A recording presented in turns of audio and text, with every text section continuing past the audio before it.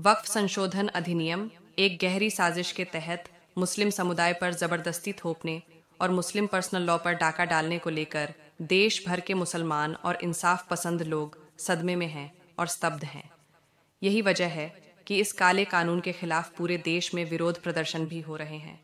ऐसी ही छवि महानगर कोलकाता में भी देखने को मिली। 20 सितंबर की शाम पश्चिम बंगाल उर्दू अकादमी के हॉल में all India Muslim personal law board महिला विंग की ओर से एक बैठक आयोजित की गई, जिसकी अध्यक्षता सुबुही अजीज साहिबा ने की। इस बैठक में all India Muslim personal law board महिला विंग की संयोजक जलीस सुल्ताना यास्मीन, डॉक्टर कुदुसा सुल्ताना और कोलकाता से मुस्लिम पर्सनल लॉ बोर्ड महिला विंग की संयोजक उज्मा आलम ने बैठक में महिलाओं से बात करते हुए इस काले कानून को असामाजिक कानून बताया और इसकी कड़ी निंदा की। आज all India Muslim personal law board women's wings के द्वारा जिस तरह से ख़वातीन को लेकर ये अफ़ाम तफ़हीम का ये सिलसिला यहाँ पे शुरू हुआ है, कितनी पुरुमीद और उम्मीद की किरण नज़र आ रही है। देखिए, जो सिलसिला तो बहुत दिनों से शुरू है और इसमें ये हम देख रहे हैं कि अफ़ाम तफ़हीम जो है वो ख़वातीन में ज़्यादा बढ़ी है और ये उम्मीद है कि जो जिन बातों को अभी हुकूमत के फ़ैसले ने, हुकूमत की तरफ से भी फ़ैसला तो आया नहीं है, और जिन जुज़ियात पे हुकूमत ने रोक लगाई है और यह राहत देने की कोशिश की है, वो एक तरफ से ही है। शायद ये हम समझते हैं कि वो हमारा पहला कदम है, लेकिन हम उस पर मुतमईन नहीं हैं और सब चेहरों पे यही है कि अभी हम पूरे मुतमईन नहीं हैं, चूँकि बहुत ज़्यादा खुल करके आज हमने इस तरह से सुना, समझाया और दिखाया है कि किस तरह से हमारे इस काले कानून से हमें क्या क्या शिकस्त पहुंच सकती है। तो हम इस कानून की बिल्कुल को नहीं पसंद करते और हम बिल्कुल पसंद नहीं करते।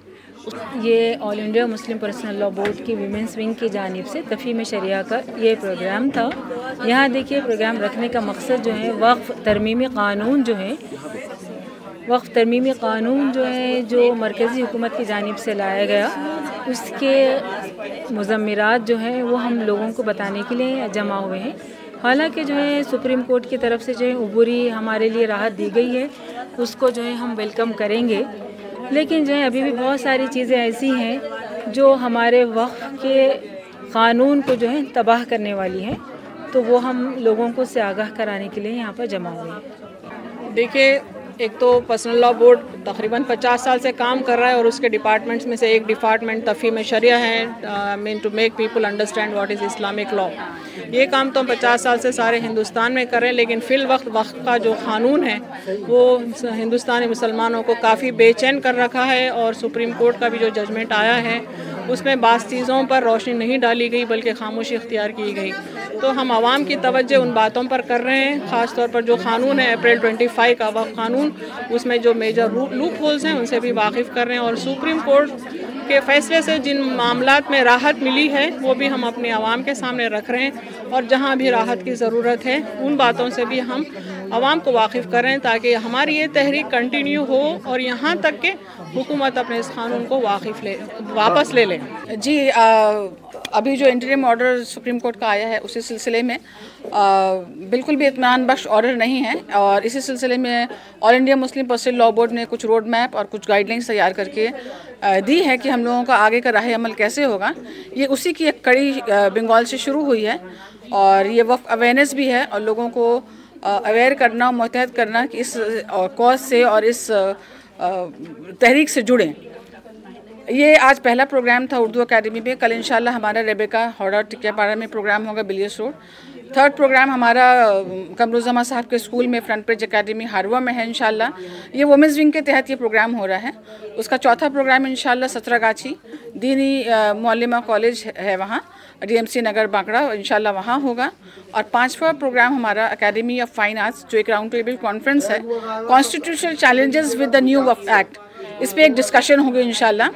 तो इसी के तहत ये प्रोग्राम हो रहा है और लोगों से भी अपील है, जिस तरह मुस्लिम पर्सनल लॉ बोर्ड अपील कर रही है कि इस मुहिम से जुड़ें और मुस्लिम पर्सनल लॉ बोर्ड को एक तक़वियत दें और इस प्रोग्राम को जुड़ के इस प्रोग्राम को कामयाब करें, क्योंकि ये हमारी जिम्मेदारी है कि हमारे जो वक्फ प्रॉपर्टी है, जो हमारे बाप दादाओं ने हमारे लिए वक्फ किया था, हमारी सहूलतों के लिए वक्फ किया था, उसको बचाना और उसके लिए लड़ना और एक इकट्ठा होकर। तो इसी सिलसिले में ये प्रोग्राम था इंशाल्लाह और बहुत इम्कनार हुआ ये प्रोग्राम। सबों का बहुत बहुत शुक्रिया आज के इस प्रोग्राम के लिए और आइंदा के इस प्रोग्राम के लिए भी दुआ है कि इसी तरह कामयाब रहे।